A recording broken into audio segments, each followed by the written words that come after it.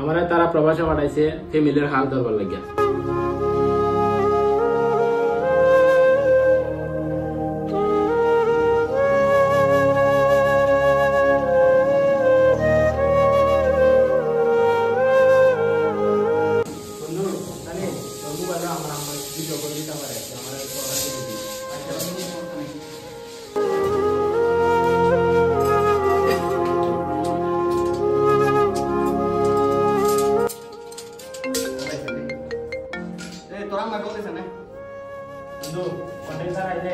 একটু বুঝাই আমি আমার বন্ধুর অফিস থেকে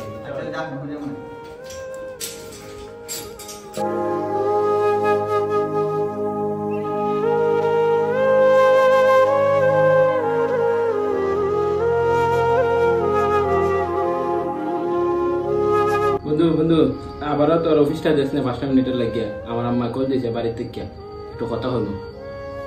সমস্যা নাই, নিয়ে যা। আচ্ছা বন্ধু, তোর কুটটা দে একটু।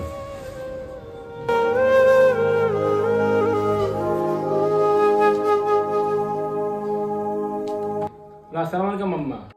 জি আলহামদুলিল্লাহ ভালোই। আপনারা কি তাহলে? জি ওই এখন খাই দাম বিরিয়ানি খাইছি গরু মাংস দিয়া। আরে আম্মা না, দেখো আমি কত সুখে শান্তিতে আছি, কত আরামে আছি, এসির তলে থাকতেছি। আর তুমি ভিডিও কলে দেখতেছো দেখে তাহলে এই সুকাল সুকাল লাগতেছে মনে হয়। বন্ধু যেরকম তোর আমি ফোন দিয়ে সবসময় তুই আমার অফিসে আসি, মিশা কথা কথা এটা ফসল লাগে, কারণ কি এটা আমার তারা প্রবাসে পাঠাইছে ফ্যামিলির হাল ধরবার লাগিয়া। এখন আমি যে এখানে রাজমিস্ত্রির কাজ করি যত তারা জানে না।